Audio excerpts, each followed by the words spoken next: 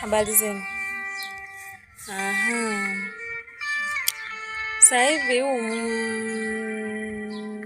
ni muda wa kuvunja kikoba.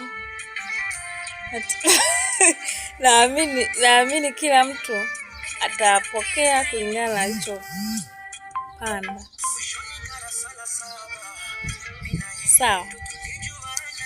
Kila mtu atavuna kulingana na kile alichopanda. Hapa tunaenda kugawana kikoba chetu. Tumeanza mwezi wa 4 mwaka jana, tunavunja mwaka huu mwezi wa 4.